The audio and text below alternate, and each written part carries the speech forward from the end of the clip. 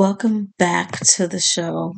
Today's episode is one I think so many of us need to hear, maybe more than we admit. We're talking about self compassion, not as one time pep talk, but as daily dialogue, a conversation you have with yourself every single day, in the small moments, in the quiet moments, and especially in the messy ones. So today's episode is self compassion as a daily dialogue.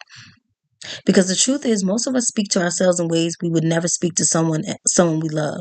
And it's time to change that. So, what does self compassion really mean? Let's start here.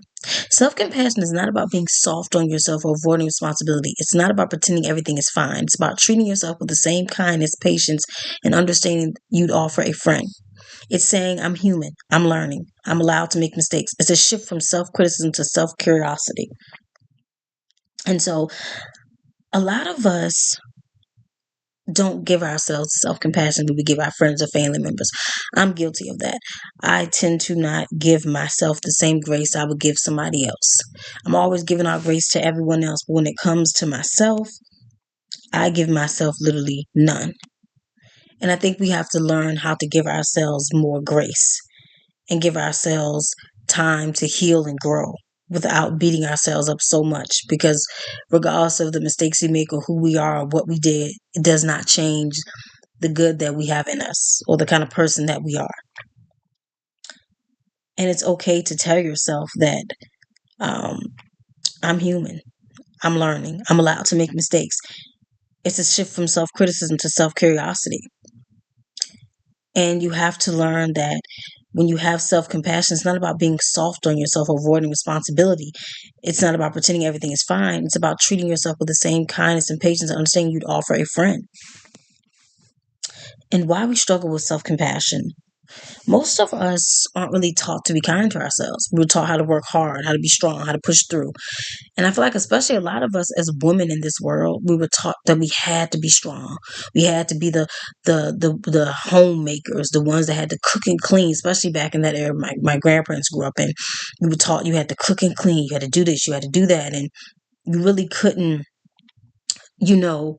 be your true authentic self because you were so busy putting everything into the household and your husband and your kids. And we just weren't taught how to treat ourselves, or to even give ourselves self-care. I struggle with that now sometimes, doing so much around the house or in general, and I forget about my self-care. And I'm like, wait a minute, when the last time I did my nails? When the last time I painted my toes? When the last time I took myself to a spa or went shopping or did this and did that? Because I'm so busy caring for other people that I'm not even thinking about myself. And we're never taught to rest. Like I was just saying the other day to somebody, like, I feel like I haven't been resting at all lately. I feel like I just been going to work, coming home, doing things around the house, trying to do the podcast, trying to, do my life coaching, trying to do my YouTube. And I just feel like, I'm overworked, but I feel like I'm still pushing myself because I have to. So we don't know how to forgive ourselves, how to speak gently to the person in the mirror. When I would always look in the mirror at myself, I would never say kind things to myself. I'd be like, oh, you're fat. Oh, I don't like your smile. I don't like your hair. I don't like that nose or your lips. It was all these unkind things. And sometimes we look in the mirror and we don't think we're good enough when we are. We're not taught how. That's why affirmations are so important, because you want to talk to yourself in the mirror and be kind to yourself when you get in the mirror. You say those affirmations about who you are. Some of us grew up in environments where love was conditional, where mistakes were punished, where perfection was the expectation. So now as adults, we carry that voice inside of us, So it's sad. We punish ourselves for things that we didn't even do. But the good news is the voice that is learned can also be unlearned. Anything that you have learned in life can also be unlearned. Remember that. Just because you were taught something growing up doesn't mean you have to carry that through the rest of your life. You can always unlearn it or change it. And what daily dialogue of self-compassion, what does that sound like to us? A daily dialogue of self-compassion. So self-compassion isn't a moment, it's a practice, it's a conversation you return to again and again. This is some examples of daily self-compassions. I'm doing the best I can with what I have today. It's okay to rest. My worth isn't measured by productivity. I made a mistake, but that doesn't make me a failure. I'm allowed to take up space. I'm allowed to have needs. I don't have to have everything figured out right now. These aren't affirmations you force. They're truths you learn to believe. And so this is true. All these examples of self-compassion are so true. Instead of being so hard on yourself, it is okay to give yourself a break and say, Sherelle, you did what you did today and it's fine. That's all you can do today. You finish the rest tomorrow or next week or whenever. But we have to stop being so hard on ourselves. We have to learn to build ourselves up. And we have to learn that it is okay if we don't have it all figured out in one day. Now, how do we build self-compassion? Let's practice. Let's talk about how to make this real in your everyday life. Notice your inner voice. Pay attention to how you talk to yourself. Is it harsh? Is it impatient? Is it judgmental? Awareness is the first step. So I am not going to lie. I've talked to myself very harsh sometimes. I'm very impatient with myself. I can be very judgmental. And that's one thing that I'm glad that I do notice. Because the voices in our head can either make us or break us. It's there because it's trying to make us weak. It's there because it's trying to make us have self-doubt. It's there because it's trying to get inside of us and make us feel a certain way. So you either can use that inner voice to make you or break you. You can use those words and fuel against those words, or you can take those words and let it sit in you and manifest in you and make you feel worse. Or you can choose to be strong and go get past whatever's being said in that inner voice and say, nope, you're not winning today. I'm winning. Also ask yourself, would I say this to someone I love? If the answer is no, then it's not something you should say to yourself either. And again, going back to me, a lot of stuff I say to myself, I would never say to somebody else. Like for instance, I don't like my weight right now. I'm in the process of losing weight. I'm on Weight Watchers right now, and I was like, I'm trying to lose some weight and get healthier. And I always say to my mom, I said, Mom, you look so good. You're so small and you have the perfect size. And I'm always speaking that into her, but she always says to me, well, I don't think I look good today, Sherelle. And I said, Mom, you look fine. You look great. You know, you're smaller than me.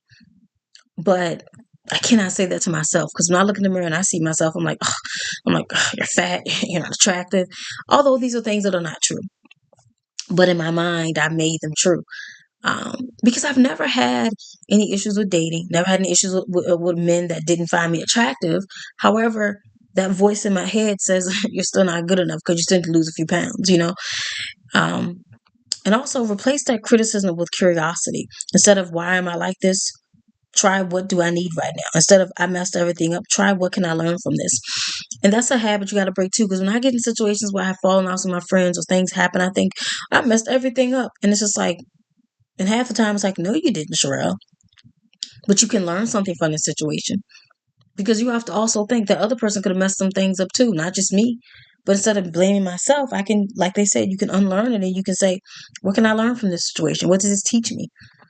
Um, Create a small rituals of kindness. This can be, like I said, journaling, taking a quiet moment in the morning, placing a hand on your heart when you're overwhelmed, or simply pausing to breathe.